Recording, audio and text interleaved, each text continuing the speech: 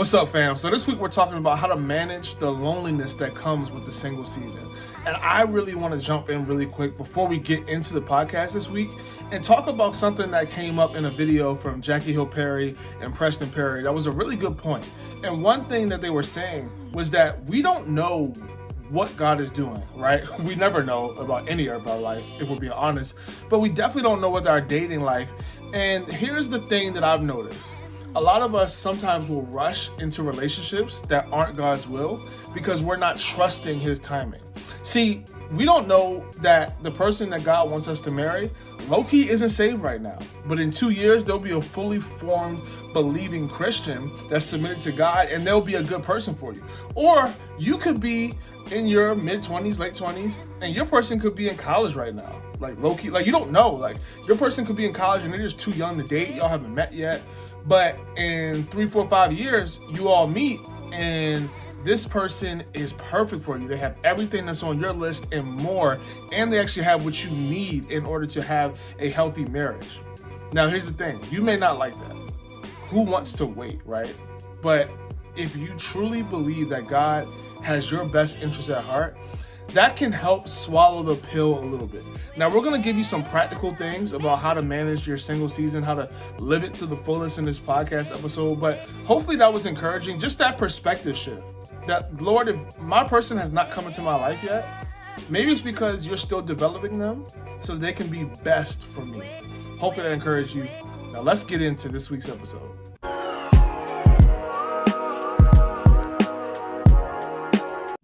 What's up, fam? Welcome back to the We Are Just Dating page. My name is Tim. This is my beautiful wife, Pauline, and you are tuning in to another episode of the W Podcast, where you get wisdom in the world with the Wheelers. Hey, so we are super excited to have y'all in this week. It's going to be a great episode. We are talking about loneliness, being single, not having anybody in your life. Like, how do you manage that season? We're going to talk about it right now. Why don't you read the question? We can just go in. All right. So today's question is, how can one deal with loneliness in general and while being single?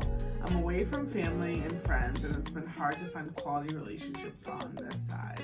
And by the way, make sure you go and subscribe and like the video, because we definitely want YouTube to know people actually find this valuable. But as far as this question, how can one deal with loneliness in general while being single? First of all, it's okay to feel how you feel. It's okay to feel lonely. Like that is a real feeling, but you don't have to stay there. Because I think sometimes we allow our emotions to overtake us, whether we feel lonely, whether we feel horny, whether we feel like, seriously, like just because you feel a way doesn't mean you need to act on it or let it drive you to further action. So it's kind of like you can feel angry, but the Bible tells us to not allow our anger to cause us to produce sin. So it's okay to feel how you feel. I just wanted you to know that. And then one thing I thought about was maybe God has you in this season intentionally. I'm not saying He does for sure, because I don't know you. We haven't talked about this, but it's very possible that you are alone, away from friends and family, because God actually wants to do something in your life right now where you grow deeper in Him. And I actually have a personal story similar to this. I remember when I first got saved, that summer, I was in college. That summer I came home and literally I had all my friends, all my family, like no one was around except me. So all I did was go to work and come home and read the Bible and watch sermons because I had nothing else to do. Right. I didn't have a car at the time, so I couldn't get places. Uber was like kind of just really popping off, but it wasn't. Also, really, Uber is expensive. Yeah, so it just wasn't really an option for me. So it was crazy because my best friend, he moved to New York. He normally lives 10 minutes from me, but he moved to New York that summer for an internship. My brother, who lived in the house with me, went to college for a summer program. So it literally, like, everybody that should be in my life was not there anymore.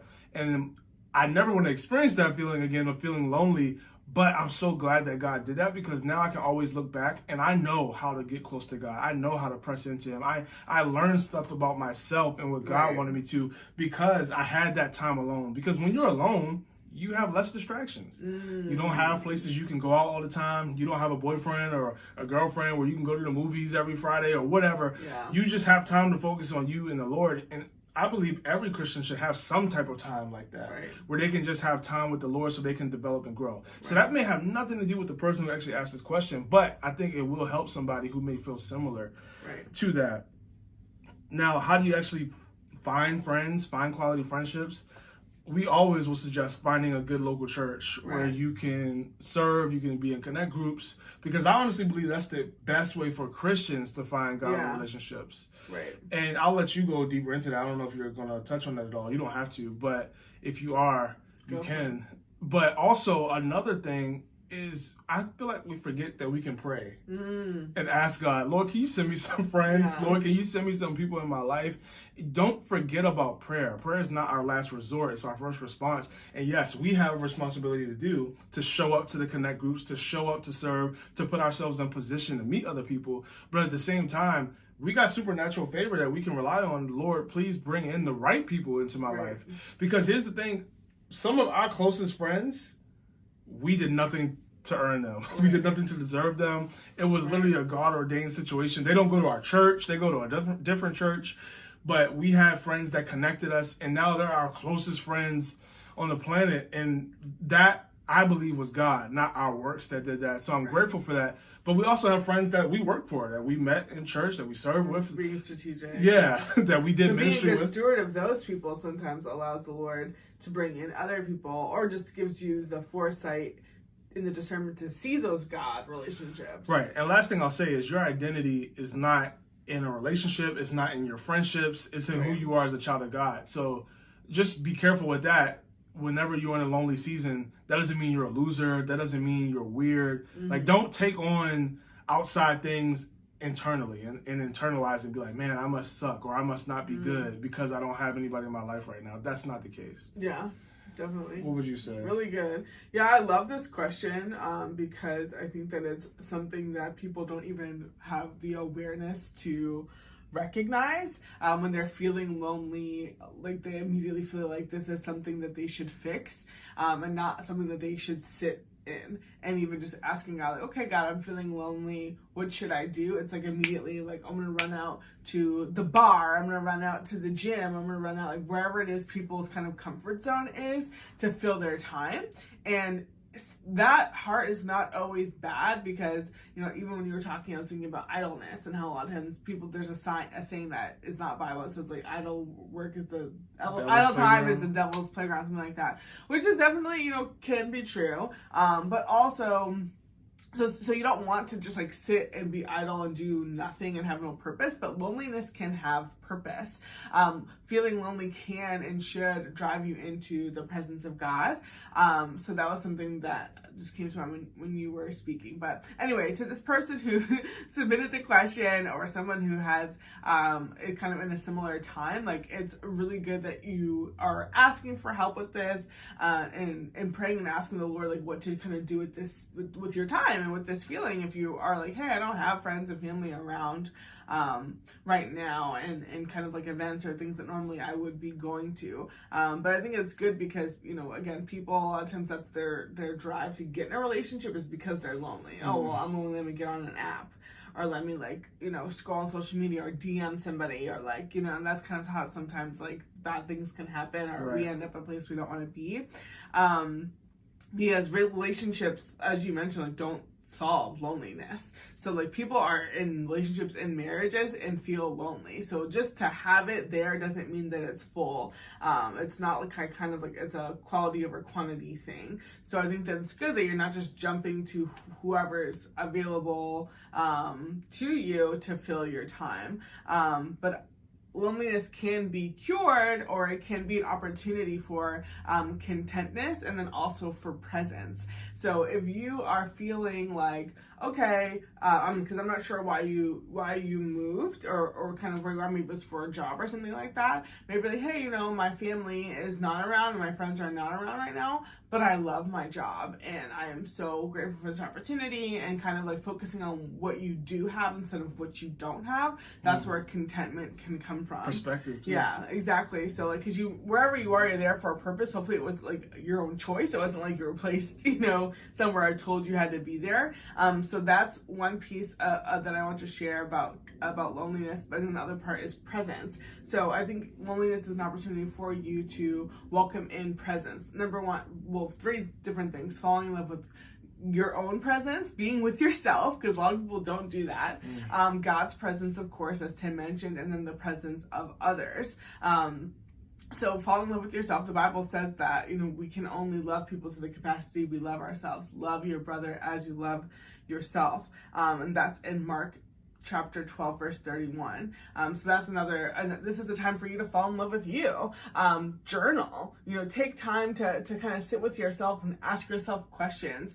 Journaling to God or to yourself, whichever one you're comfortable with, or even both. I personally two-way journal, which means I'll write a letter to God each morning, and then I'll write what I believe the Holy Spirit's response is to me, which has been really, really helpful in my own personal sense of self-awareness. So that's something that I always encourage people to do. But just love, sit with yourself, fall in love with you. What do you like to do right now?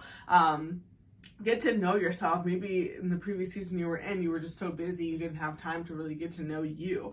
So take that time, reflect on how you've grown in the past 3-5 years, where you are now, where you want to be, all of those different things. But that's something that I encourage you to do, because when you're single, you have time to do that. It's a lot harder to do when you're married and have kids and all that stuff. But go on walks, take yourself on dates, the same way you would want, a friend or a boyfriend to treat yourself that way.